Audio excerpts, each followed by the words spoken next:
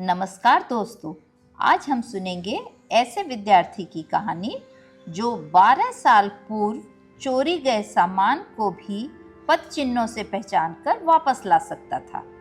इस कहानी का नाम है महाकुशल माड़वक यानी कि विद्यार्थी।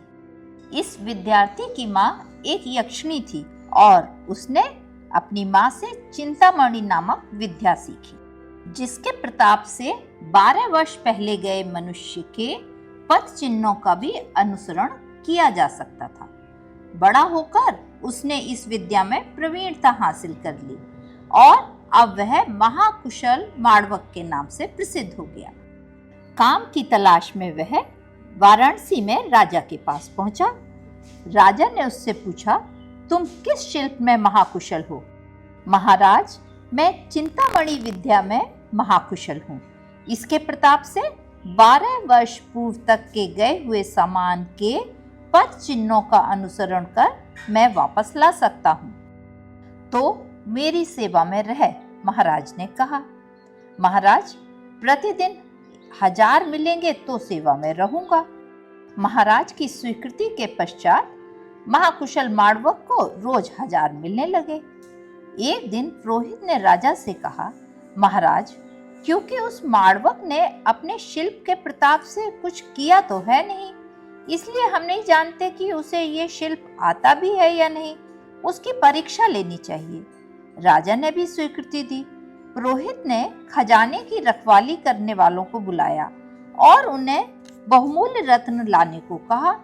जब वे रत्न लेकर आए और बताए गए अनुसार उन्होंने राजा के महल के 3 चक्कर काटकर, सीढ़ी लगाकर महल से बाहर उतर, नगर के सरोवर के 3 चक्कर लगाकर सरोवर के पानी में रत्नों को छिपा दिया।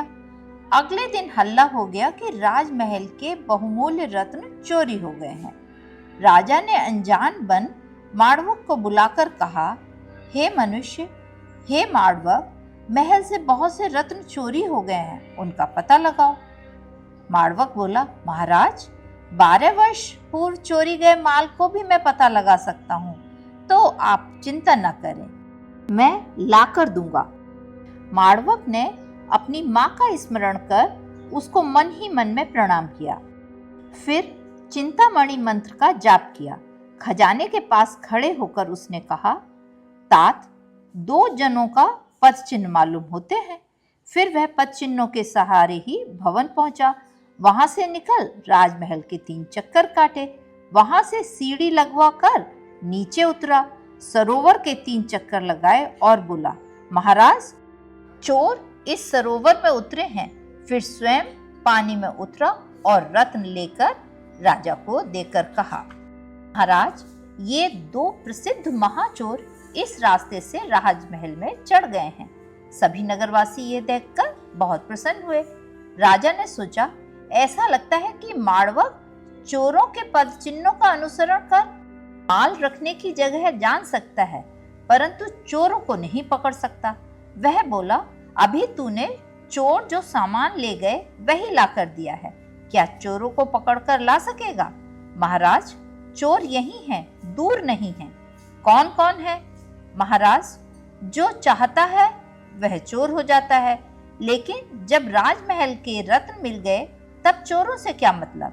पूछे नहीं तो ही अच्छा है। तात, मैं तुम्हें रोज 1000 देता हूँ, मुझे चोर पकड़ कर दो। महाराज, चोरी का सामान मिल गया तो चोरों से क्या मतलब? तात, रत्नों से भी अधिक हमें चोर चाहिए। तो महाराज, ये चोर हैं, मैं तुम्हें ऐसा न कहूँगा। एक किस्सा सुनाता हूँ, यदि आप प्रज्ञावान हैं तो समझें। माड़वक ने एक नट और उसकी पत्नी का किस्सा राजा को सुनाया। आगे बोला, महाराज, यह बात छिपी है, लेकिन मैंने उसे पंडित के समझने लायक करके कहा है। महाराज, इससे चोर कौन है समझें। तात, मैं इस प्रकार की छिपी बात नहीं समझता, मुझे तो चोर पकड़ कर दो। अब माड़वक ने एक कुम्हार का किस्सा सुनाया, किंतु राजा संतुष्ट नहीं हुआ और बोला, तात, मुझे गुप्त बात से प्रयोजन नहीं है, यह चोर है, इस प्रकार मुझे चोर पकड़ कर दो। माड़वक ने तीसरा किस्सा सुनाया, महाराज, एक ऐसा आदमी जो सभी का आश्रयदाता है रत्न लेकर गया है। मुझसे चोर का नाम न पूछें। तात, मुझे तो चोर का नाम चाहिए, राजा ने कहा। माड़वक ने चौथा किस्सा सुनाया और कहा, महाराज, मुझे शरण स्थल से भय पैदा हो गया है। जब चोरी हुए रत्न मिल ही गए हैं, तब चोर कौन है क्यों पूछते हो?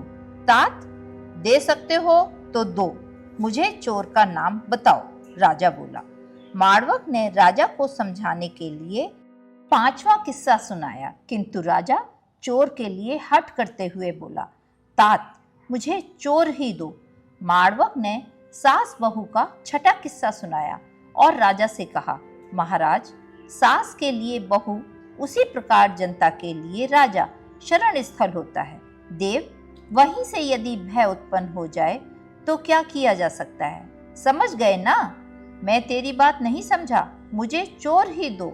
माड़वक ने राजभक्ति का ध्यान रख इस बार भी सातवां किस्सा सुनाया और राजा से बोला, महाराज, जैसे सामर्थ्यवान पुत्र को पिता की रक्षा करनी चाहिए, उसी प्रकार राजा को सारे जनपद की रक्षा करनी चाहिए। यह भय सभी की रक्षा करने वाले राजा से पैदा हुआ है, इसलिए हे देव, यह जान लें कि अमुक चोर है। राजा ने बार बार माड़वक को आग्रह किया, तात, मैं कारण अकारण कुछ नहीं जानता, या तो मुझे चोर दो या तू स्वयं चोर बन। तब वह राजा से बोला, तो क्या राजन साफ साफ चोर को जानना चाहते हो? तात, हाँ, राजा बोला। तो परिषद के बीच कहता हूं कि अमुक और अमुक चोर हैं। तात, ऐसा कर, महाराज बोले। माड़वक ने जब देखा राजा अपना बचाव नहीं चाहता, तब उसने परिषद के सम्मुख कहा, जनपद और निगम के आए हुए लोग सुने, जहां पानी है वहीं से आग पैदा हुई, जहां कल्याण है वहीं से पाप पैदा हुआ है।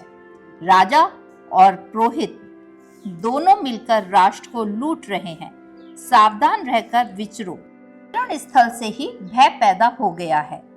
परिषद ने सोचा, जहां राजा रक्षक होते हुए भी दूसरों को दोषी ठहरा रहा है, अपने रत्न खुद ही चोरी कर सरोवर में छिपाकर चोर की खोज करवाता है।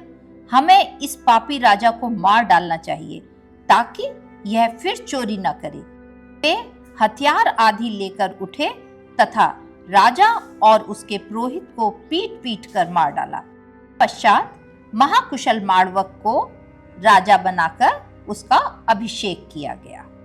अंत तक हमारे साथ बने रहने के लिए आप सबका बहुत बहुत धन्यवाद। आपको हमारी कहानी कैसी लगी, कमेंट करके हमें अवश्य बताइएगा।